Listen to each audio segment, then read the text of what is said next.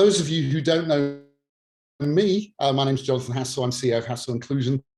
I've been doing this accessibility thing for over 20 years and trying to make sense of it. And so this is my best thoughts on what's really important in 2022 for all of you. I wanted to start off, though, by just sort of reflecting, why is this so important? So, as I say, we have been defining excellence in accessibility for a long time at Hassell Inclusion. We've written international standards that enable organizations to really get good at this. And we've created books and tools and all sorts of things to help you get really good places. But this was a really useful question asked by someone when they signed up for this session on Eventbrite. I'm interested in how or why there will be trends in something that's already a recognized issue with solutions in place. Does this refer to further developments and discoveries? So I'm going to use that as my jumping off point. So the first thing is, yes, it does relate to new discoveries and new things, because we all work in digital. And digital, the best thing about it is it's changing all of the time. It's also the hardest thing about it, but there's always a new technology, all of these sorts of things. And I'm going to be looking, if you like, at 9 levels of what we call the digital accessibility ecosystem. This is the stuff between what you probably mostly do, which is to make websites, apps, marketing campaigns, all those sorts of things, and your users. And these are all of the bits in the middle that could remain stable or change all of the time. Some of the things that, that change could be things like guidelines, or it could be new technology advances, things that you are doing in Angular this year, you might be doing in React next year, that sort of thing. So that's why it's useful for you to be here. But the other thing I thought was really interesting, because that person was saying that there are solutions already in place, and this is a recognized issue. And I wanted to just see whether or not you might consider joining me in disagreeing on that, because here's a really interesting thing. So the good news about accessibility from my perspective is that there are more people with accessibility in their job title than ever before. I looked on LinkedIn a couple of days ago, 9,700 people have accessibility in their job description all over the planet. It's not precise, but that's a lot more than it was last year. So this is a growing field. However, the score on the report card, if you like, from a lot of automated accessibility vendors who test loads of websites around this sort of time of year, isn't really great. So we're doing all of this work. Let's see how well those solutions are really working for us. And you're going to see a lot of these. This time of year, they're always there. They think their state of accessibility. I think it's something a little different. So here's the first one. This was Tool Tester. They're a company, I think, in America who tested a load of retail sites. And they did something that I always don't do. So if we know that a site is bad for accessibility, we tell the people who own the site, and we don't tell the media. Tool Tester, name and shame. And they named and shamed a number of different retailers, and actually ASOS, who were top of the list, actually had to respond with an official statement. So this time of year, a lot of companies who can test millions of pages of websites for accessibility are trying to make money. And they're trying to say that accessibility is what they do and no one else. So I'm not a major fan of Tool Tester. Diamond are much more reputable. They did a lot of work, but they didn't name and shame anyone. What they found was that 62% of sites were accessible to screen readers, which was up from 40% the year previously. So accessibility is actually improving. It's going well. Great. Except this is Web Almanac a few days later, referring back to the Web A Million survey that found that 97.4% of homepages had accessibility problems, and that was only 1% lower than 2020. So we're awful and we deserve to be attacked by the media. No, we're actually getting really, really good at this. No, actually we're not, and we're hardly improving on last year. That is what they would want you to believe is the state of accessibility. I don't believe that for 1 second. This is not the school report card of my son, but it could be. When I look at his school report, which I did yesterday, there are 2 things on it for every subject, a grade and a comment. And from my perspective, all of this scorecard stuff is just giving you the grades. There is no understanding of why. So there's nothing you can learn from it, either than we're getting better or we may not be. Help. Today is all about the reasons behind. It's all about what is working, what isn't working, and how do we get better. It's about taking all of this stuff that's changing and saying, how do we cope with it? And it's about saying, okay, what have we tried? What's worked? What hasn't worked? How do we make this better in 2022? That's what we are about today. I'm going to go quite quick because there's a lot of stuff to cover. So as I say, pop your questions in the chat, and Pete and the team will do their best to answer them as we go through. So number 1 in all of the things that could be changing is actually the needs of people with access needs themselves. So the first thing, and it's really unfortunate, is that COVID's been with us for almost 2 years now, and long COVID has been a known thing for quite some time in there. We still don't know a huge amount about it, but what we do know, unfortunately, is that at least 34 million Americans have contracted COVID. A quarter of those have developed some sort of symptoms of long COVID. And those symptoms potentially may mean that they enter the ranks of people who have a permanent impairment, permanently disabled. They could be fatigue, they could be brain fog, they could be a number of other issues, but that fatigue and brain fog, both of those things are access needs that those people would have of technology. So the number of people that we are doing what we do for is going up, unfortunately. The other big thing that's happening, certainly in the UK at the moment, is that we are going back to the office. So, you know, Boris Johnson is using this as good news. We can all go out. We don't have to wear those masks anymore. Everything's all great, except people who are clinically vulnerable. And so what we have on the screen here is some response to that from that community saying disabled people have accounted for at least 60% of the COVID-related deaths in the UK so far. That's a huge and awful number.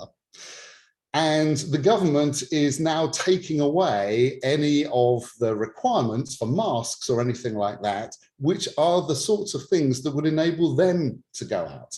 A lot of people who are clinically vulnerable are not going out at the moment, even though self-isolation ends in March. You know, they feel they've been thrown under the bus. The other reason that they won't be going back to the office possibly is that a lot of people who have a disability and a job don't necessarily have great transport. A lot of them use the bus to get around, and a lot of the bus companies are getting rid of routes because they're not profitable anymore because less people are using the bus than they used to.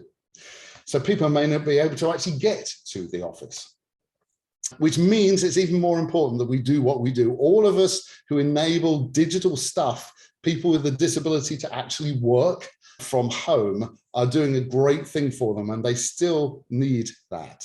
And it's not just people who have a disability. People who don't have a disability actually want that flexibility too. Here's the Gallup poll. 91% of workers in the US hope to work remotely after the pandemic. 40% will only consider hybrid or remote job offers. So what we all do in terms of digital stuff and trying to make that work for everybody is desperately still needed. Older people also who were kind of like taking themselves out of the equation and saying, I don't really like technology, came into the equation a lot of the time when the pandemic happened. This is my mum on the screen. She was introduced to technology by me and then by her iPad. She uses that to read books because she's not disabled, but her sight is going. So that is an easier way of her reading things. She can make text bigger. It's got its own backlight. For the first time in the pandemic, she started online shopping. She will probably continue doing that, even though she can go out to the shops now. So fundamentally, digital remains the essential connector of everyone.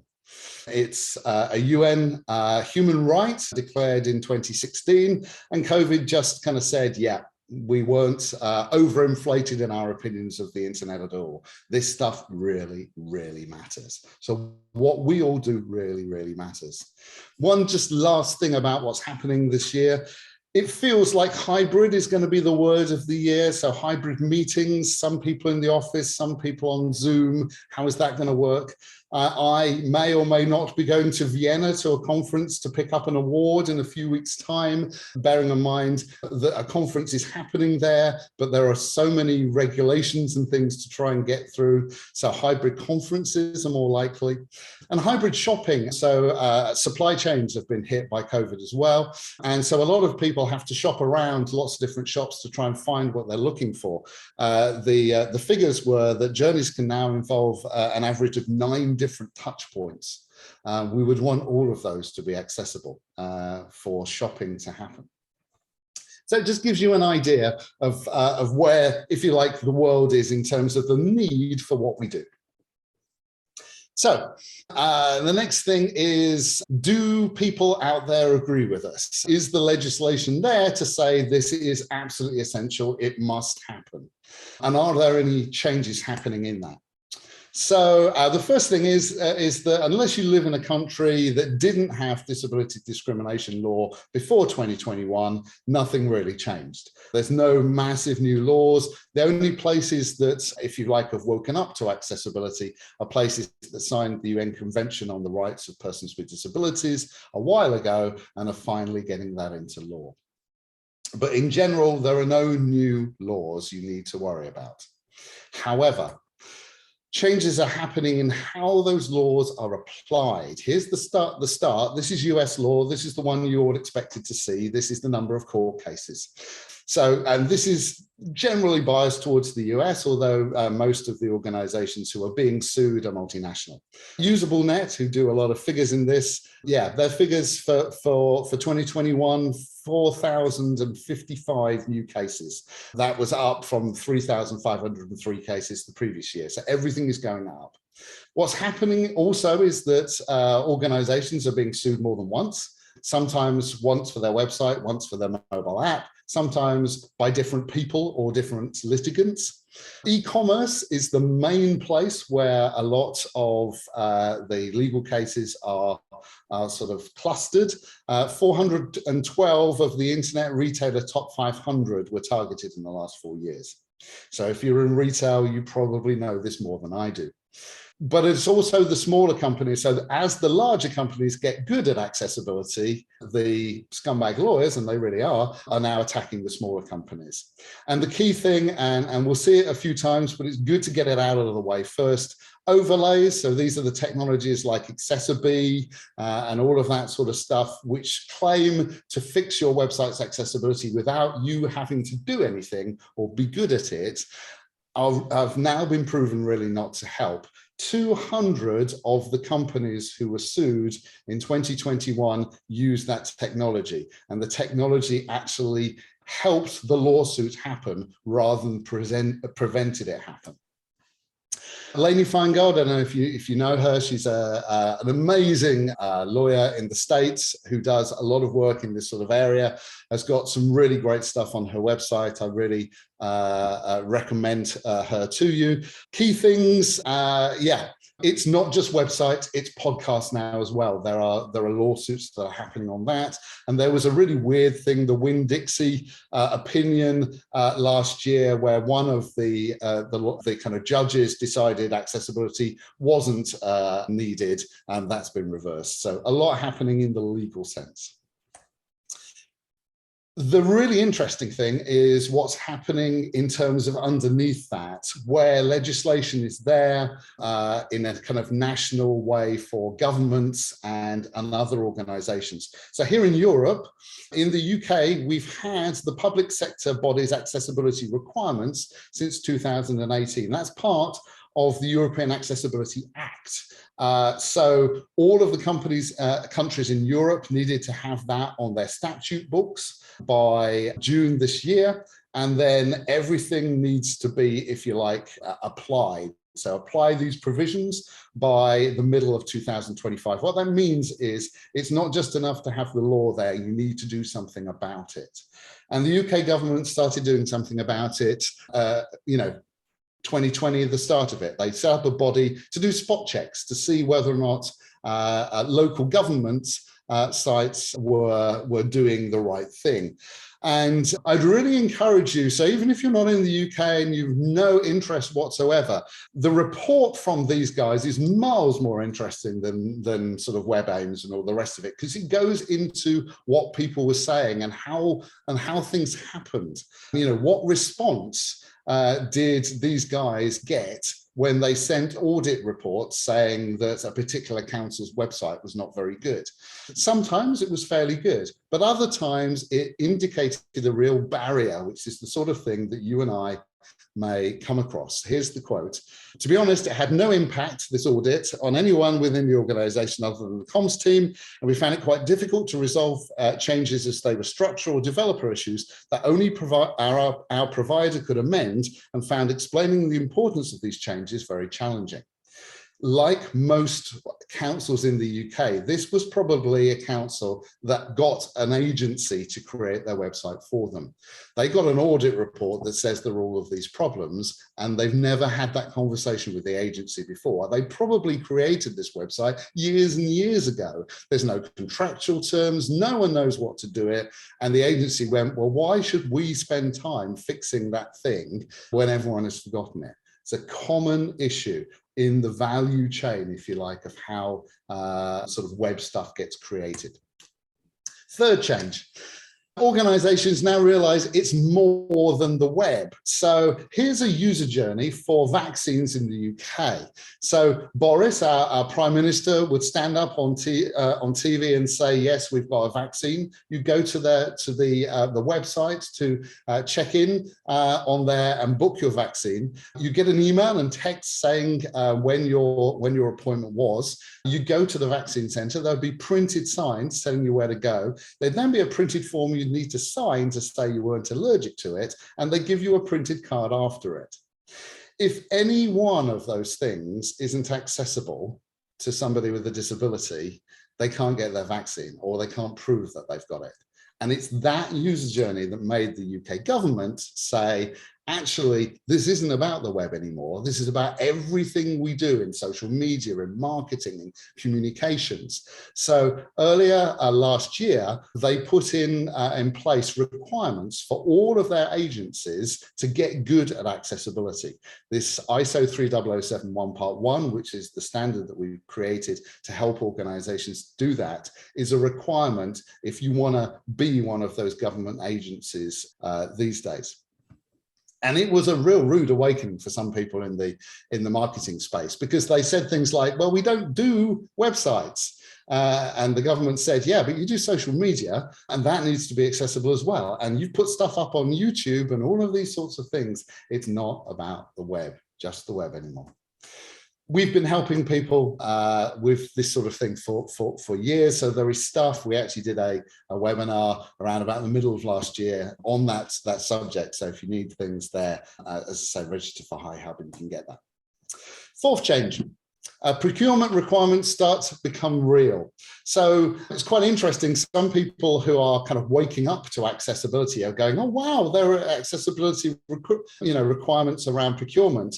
That's a real driver for accessibility. What they don't know is that Section 508, the first of those, came out in 1998. So Forrester did a big report saying that £10 billion dollars worth of sort of work, creating websites, buying tools, all of those sorts of things annually would be up for grabs by companies that did accessibility. Nice idea, but it all depends on whether or not the rest of the companies require that of them. And certainly when Jeff Klein and I had a look on Section 508 take-up in 2012, It was only 50%. So basically, the laws have been there, the regulations have been there for ages. What has changed is this. It's starting to happen. You've seen it with what I was talking about in terms of the UK, but the big companies, not just the governments, are now asking for it. And we'll come back to that as we're going forward. But the key thing there as well is part of the reason they're asking for it is because they want tools that they procure for their staff to be accessible. Okay, hopefully you're with me so far. So we're going to move on to changes in attitude. So, are organizations bought into this? Why? What, if the place that you work, are you having difficulties getting buy-in from the people at the top? How can we help? So for us, accessibility has always been about websites, about digital agencies doing stuff for their clients, but also about staff. It feels like the rest of the world has kind of woken up to that a lot more this year. The Valuable 500 campaign really emphasizes accessibility for staff rather than customers. The European Accessibility Act requires not just sort of councils to make their websites accessible, but their intranets and all their documents as well. And this is Judith McKenna. She is CEO and president of Walmart International.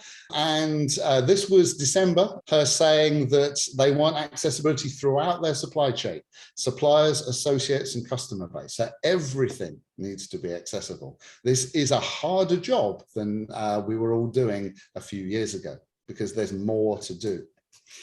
The good thing is that actually it's what people want. So if we look at Envision's report, what we find is that most employees want to work in a meaningful way. They want to work in companies that have purpose, that make a good impact on the world, that include equity and inclusion.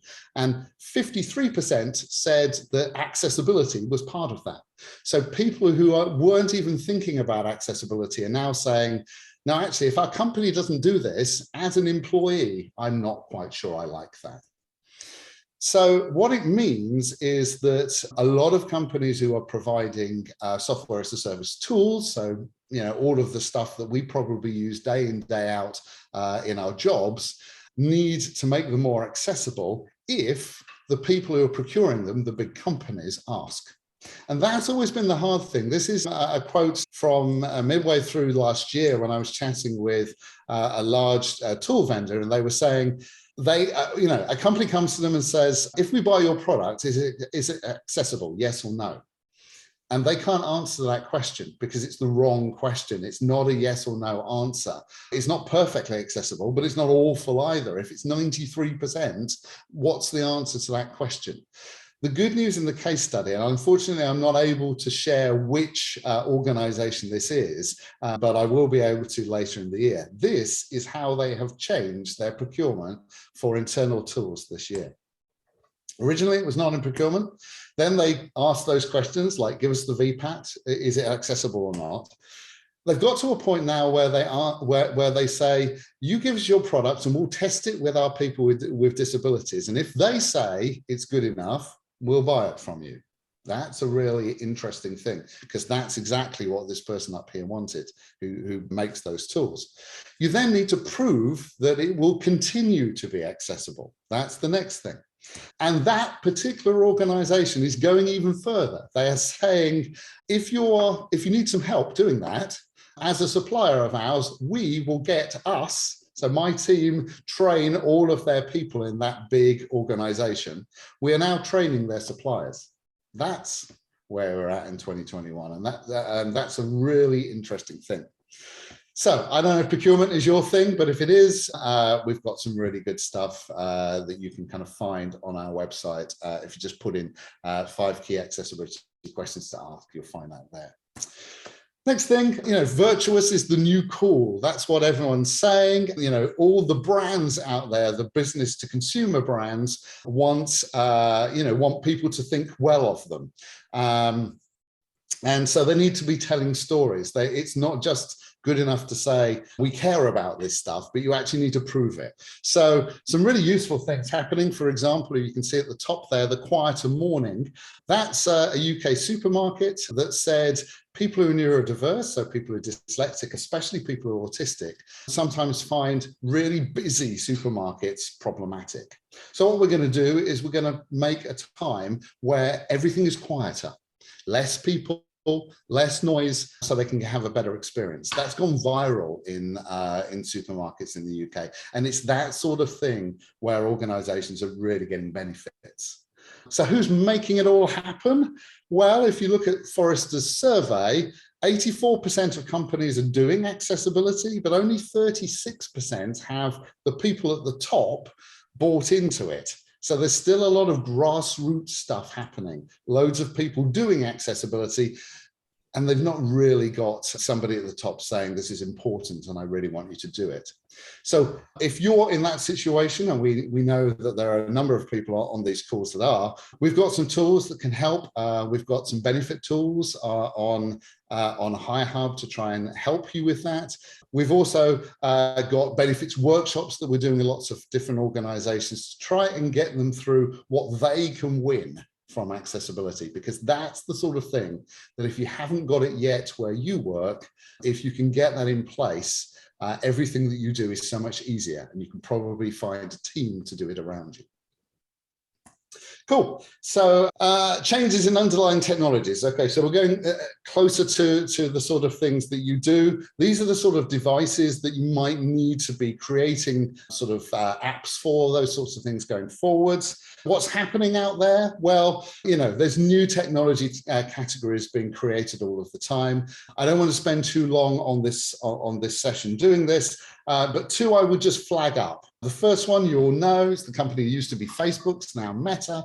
They want us to be doing this in the metaverse in the future. You know, it's going to take a while, but Apple are coming along, Microsoft are putting this sort of technology in Teams in a few months, they say. So that will be interesting. It could be the biggest thing, and if you like, so obvious for you to be thinking about from an accessibility point of view as you do mobile, or it might not. We'll wait and see. The other big thing, cars. Lots of electric vehicles being sold. The Tesla Model 3 was the top selling one in the UK. You can now hire one if you can't afford one. And a lot of these are trying to go down the route of self-driving. That will be brilliant for a lot of people who have a disability, if the user experience they have in the car, and specifically the UI of the screens, it works for them. And there's been a few problems there. So we really need to talk about accessibility of cars at some point. So those are the devices, pretty much where you are at the moment. What about the operating systems on them? Are there any changes happening there that you need to know about? Well, not much is the answer. Apple are doing some great stuff on the Apple Watch and for people who use sign language in customer service, but that doesn't change the website that you're creating. Google, on the other hand, are doing custom voice recognition for people with speech impediments, so they could be controlling your site via that. And they're doing a huge amount of AI around alt text, that sort of thing. Windows 11 from Microsoft is supposed to be the most inclusively designed yet. It's got a lot more sort of contrast themes and all of those sorts of things. And they're doing a huge amount to make sure that Teams and all of their products work. And Amazon are doing loads of stuff, but one highlight, they've got a robot to help caregivers look after people in care homes. And would allow all of us to keep an eye on our loved ones in their homes if we so wished. We'll take that one under advisement, I think. But all of this stuff we would want to make sure, especially for anything that works with people who are older, is as accessible and usable as we can make it. Getting closer to your websites and your apps, assistive technologies that people use to consume them, so their screen readers, all the rest. Is anything changing there that you need to know about?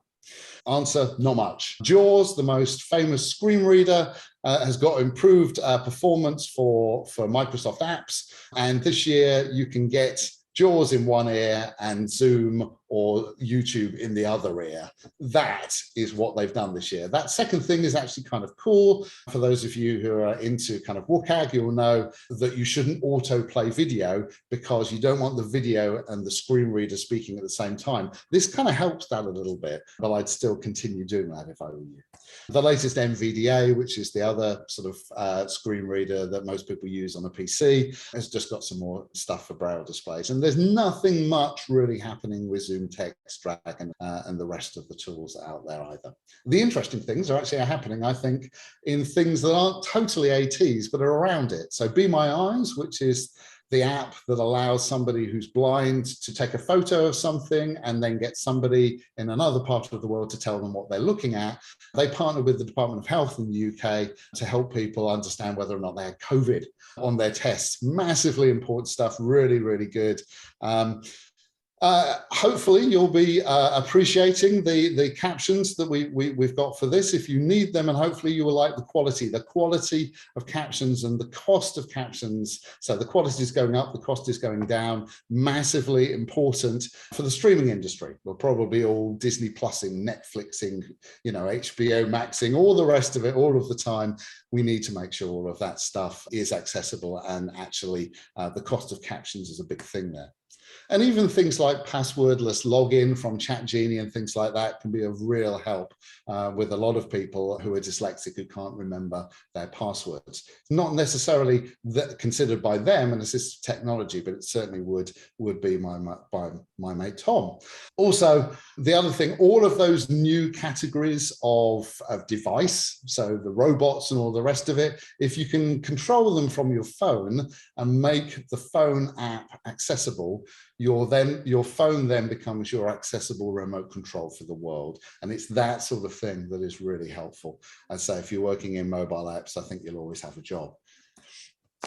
So, but all of that stuff is really, really good if the people who actually have the disabilities and different types of access need know about them. It doesn't matter if an assistive technology exists, whether it's a screen reader or, say, the ability to make text bigger in a browser, if the people who need it don't know.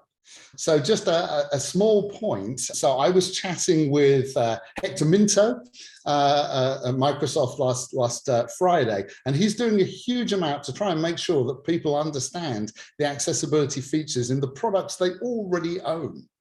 That's massively important, and I agree with him that it actually should be everyone's need. If you're an evangelist for accessibility, you should be an evangelist for assistive technology. I'm showing you some bifocals, which I'm now wearing.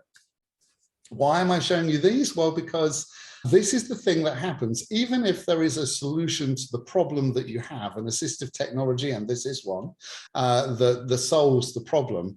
I bought some of these and they rested at my optician for about 3 months whilst I got my brain around I would need to change my glasses, and there was an emotion with it. I've never used varifocals before. How are they going to work? I'll do this when I can cope with it. And I work in this industry. Can you imagine that for everyone else? So sometimes people need help into the new technologies that can help them. And it's worth bearing in mind all the time. Cool. Okay, a few more sections. Hope the questions are coming through and you're really enjoying this kind of fast-paced sort of skid through everything that we're doing in accessibility. The next one is those standards. So we now got the assistive technologies. We need to code our stuff to work with them. That's the standards. How does that work? Is it changing? The answer is yes, and obviously, so most people are aware that WCAG 2.1 AA is where you're at probably at the moment, and version 2.2, well, it was kind of supposed to be with us by summer last year. They're now saying summer this year, so everything's a bit slower than planned. But then after that, we've got version 3 coming along. So if you are trying to code your stuff, if you're trying to design your stuff, what does this mean for you? Well, a little bit on 2.2. So my sort of subtitle here is Late Improving from a Real Mess, because it really was. The 9 checkpoints that they had and published last year were really dreadful. They were ill thought through. They were they weren't clear. Nobody really knew what they were trying to say or who it was for. And to be perfectly honest, they've worked on them for a while, but I still don't think they're massively important, especially because version 3 is coming along. So I think, from my perspective, most people I know are looking at them as a little bit of noise without discernible value. Sherry Byrne-Haber, someone I respect a lot in the States, who speaks a lot in this area, is another thought leader. She thinks that the whole world will get to WCAG 2.2 4 months after they're published, because she's thinking legally. Our clients are thinking like this, this is the quote, it's taken us years to get to WCAG 2.1, we'll wait and see on 2.2. My gut is not massively important for all of you, because the benefits don't really outweigh the costs.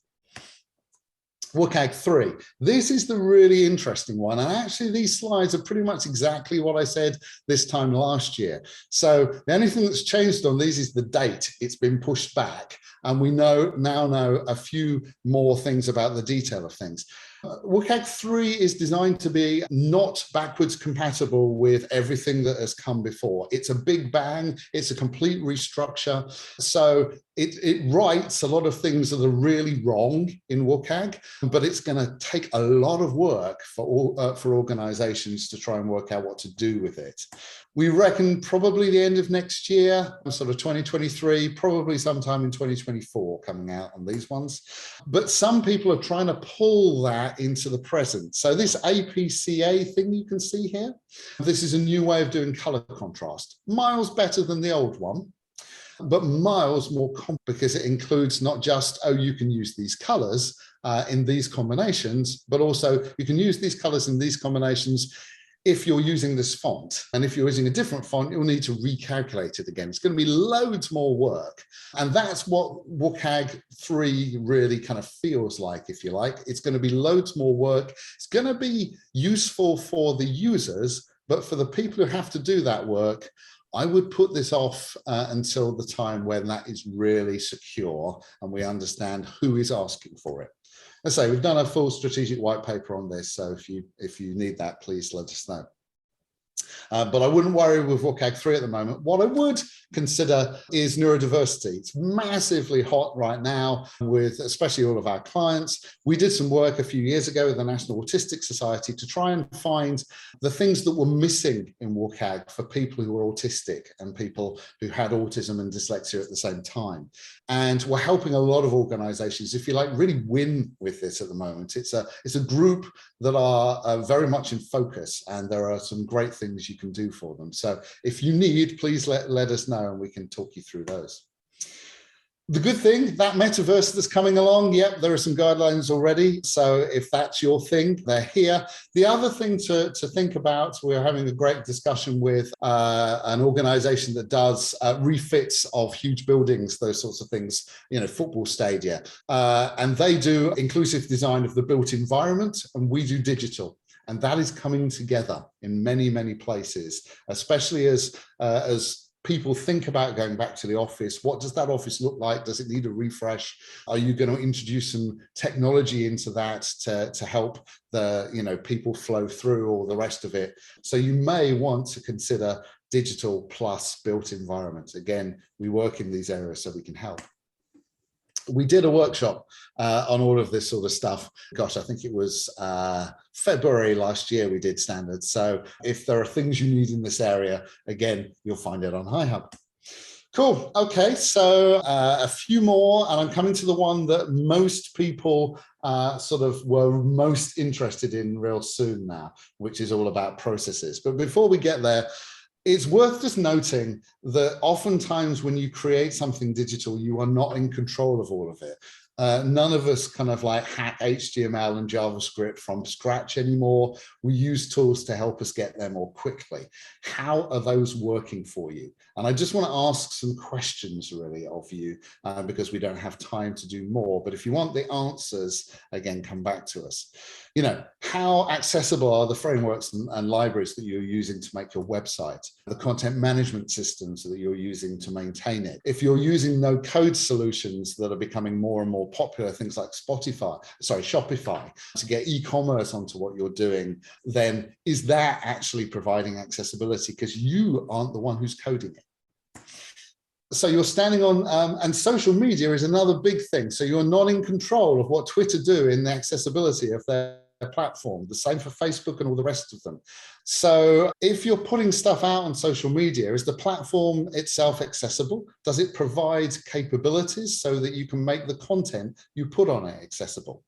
So the good news is that most of them have done a really great job. TikTok was awful this time last year. They've now caught up a lot with automated captions and all sorts of things.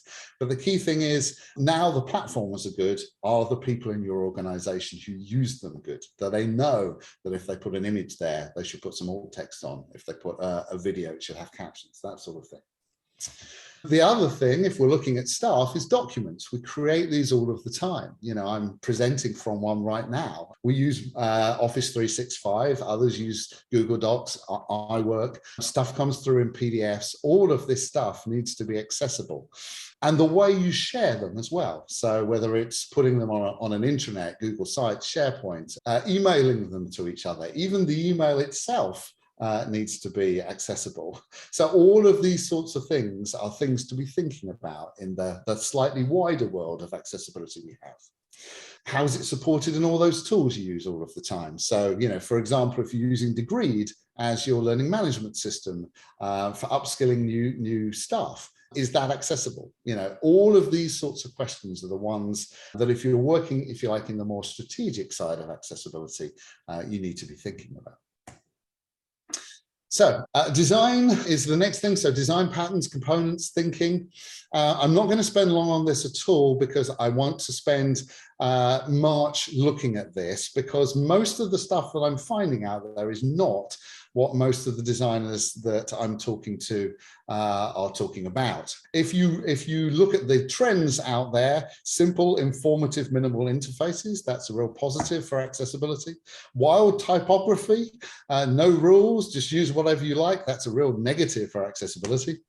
Glass morphism, yeah, okay, we've been here before, and it generally makes text harder to read because you've got a lot of images behind that text.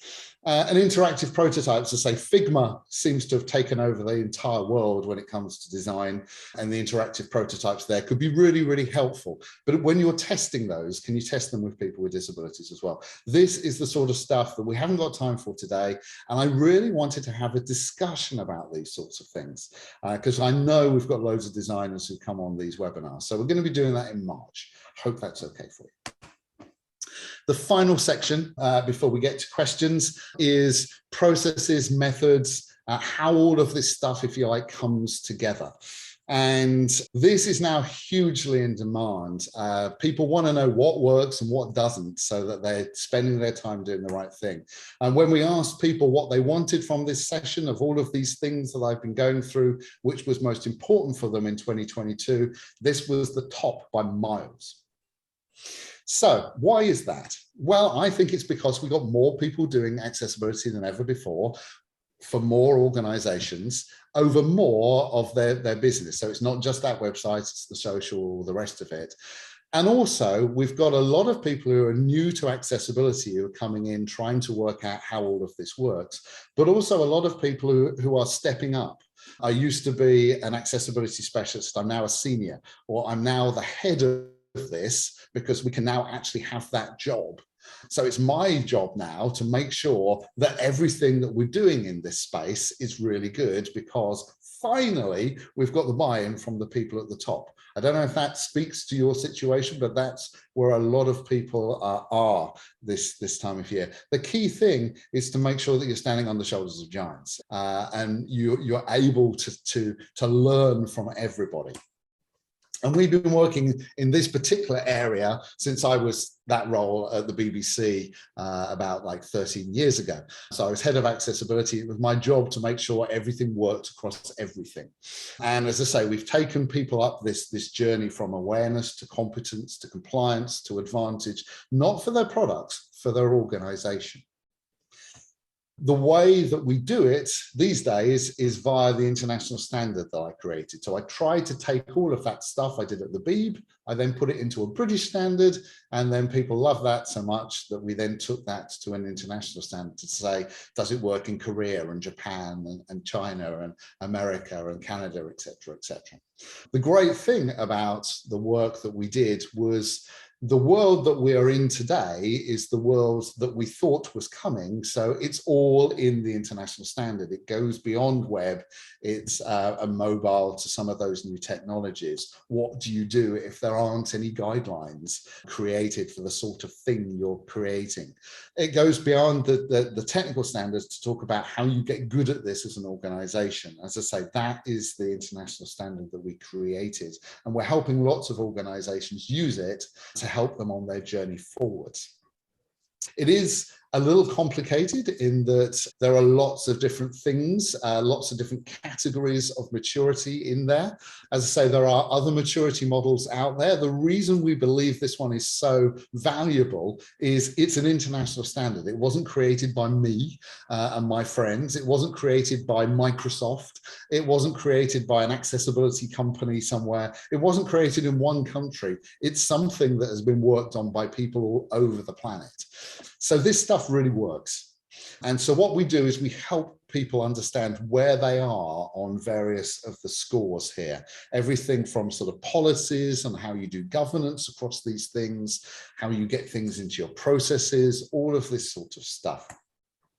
And we'd really encourage you to use a free form of our benchmarking. So we benchmark organizations to see how well they are doing at accessibility across all of this stuff. Pete, who's on the call, is running numerous of those with large organizations all over the world right at the moment. We wanted to make sure that was available to everybody. And we wanted people to be able to kind of dip their toe in the water. So we have our scorecard that enables you to answer some questions about all of this stuff and give yourself a score, how well you think you're doing in these sorts of things. I'd really commend it to you because it can be a really great way of working out where you are, what your score is, but also where you could go, what the next steps for your plan could be. And, you know, for our clients, we help them sharpen up those plans to say, okay, what part of this stuff is the next best step for you? You know, do you need this more understood throughout your organization? Do you need your you know, the people who create things to just be better at accessibility? Do you know if they're any good? Do you need to embed this in your product process so that you're really efficient at doing this because you've got loads of different projects happening? Or it could be that your policies and the way that you're working in the organization just don't line up and you need some sort of realignment there. The key thing about all of that, if you're trying to kind of work in this kind of slightly more strategic way on accessibility, is that you know what the benefits are for your organization, and it will be different for different organizations. So we've been helping people with this for years. As I say, you've got the buy-in toolkit on HiHub, but we can also kind of run workshops to bring your stakeholders together to say, okay, you know, in the R&D department, how would they benefit if they did more accessibility? That sort of thing. So we've been running these for a while, these scorecards. We've had 215 companies complete them from various different places all over the world. And we wanted to give you, if you like, our view on the state of accessibility, what it's like not for products, but for organizations. So 8 sectors in general. If you're in financial services and software development, you know you have to be really good at this. So they are doing a lot better than, for example, government bodies and travel and tourism.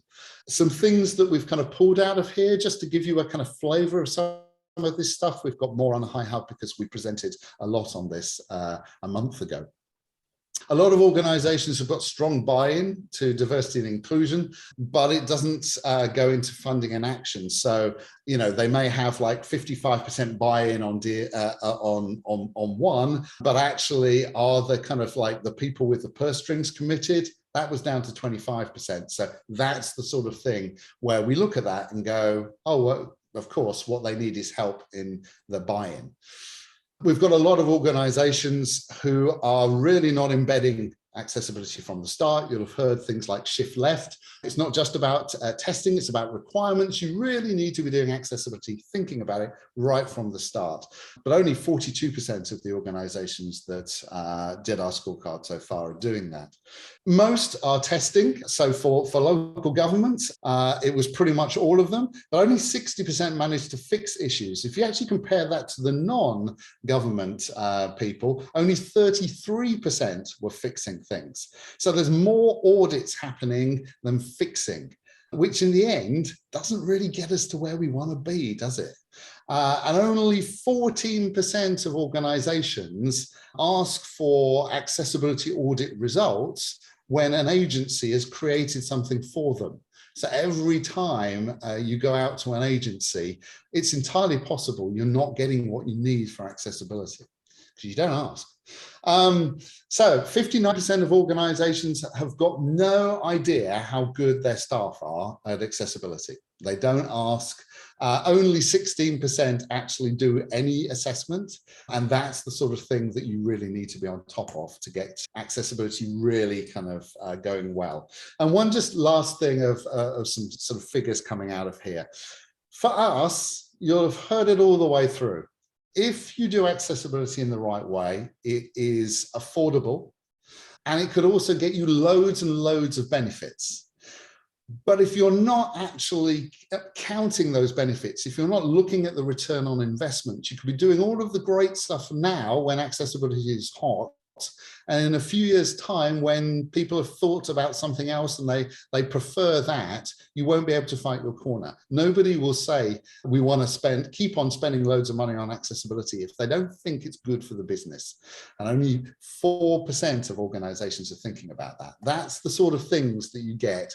If you look in our scorecard, I'd really suggest that would be a good thing. And that whole lot is the best, is our idea of what's happening in 2022.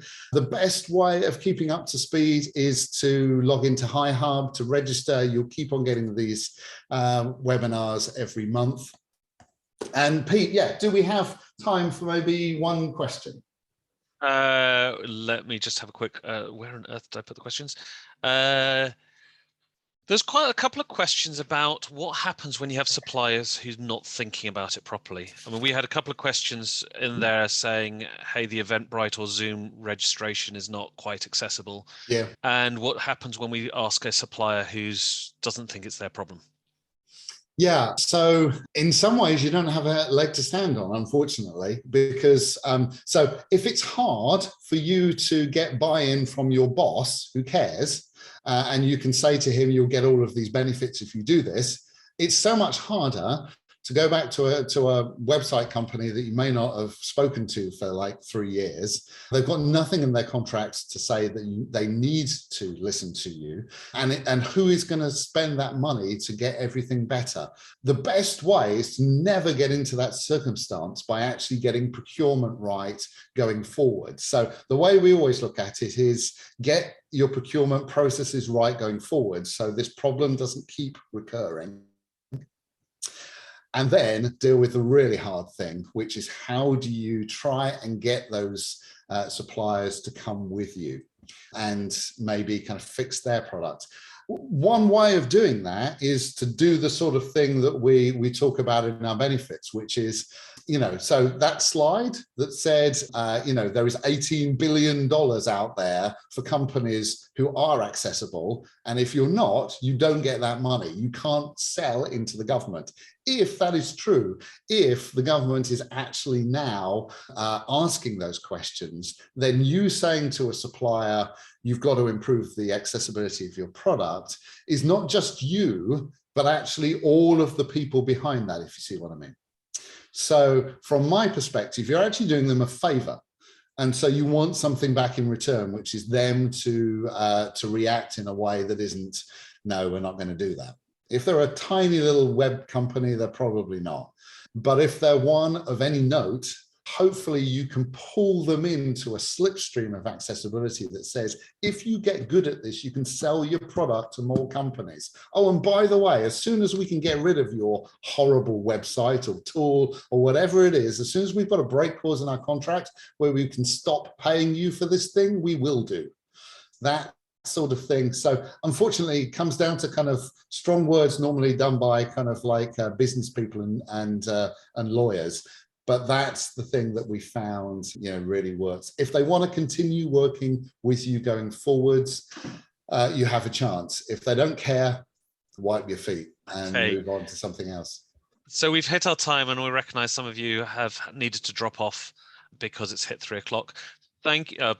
In the UK at least. Thank you so much for attending the webinar. If you have questions, there was a contact at hasselinclusion.com, or you can use our contact form on the website. Or just go and join us, connect with us on LinkedIn, either Jonathan or myself. Next month, we're going to be talking about the retail journey. So if you are a retailer, if you know people in retail, or you're just interested because you're going to have some kind of retail element of your product set that customers can buy online, then come and join us next month, where we're going to explore the user journey, accessibility and friction in the retail journey. Jonathan, anything else you'd like to add? No, I don't think so, other than, go out there and do this stuff. It was great to see so many people on the call. And so hopefully I've given you something that makes your job easier this year. As I say, if you've got questions, let us know. As I say, just contact us and we'd love to help. Thank you so much for your time. There'll be another one of these along in a month, and hopefully we can help you on your journey. Just one other thing. There was a couple of people who said we were talking very fast. We recognize that. Hopefully when the video comes out, you can run us at slower speed, or you can read the transcript at whatever speed. But Jonathan's so enthusiastic that he wants to share as much as he can in 60 minutes. Thank you very much, everybody. You got it. Thanks, everyone. See you next month. Have a good day.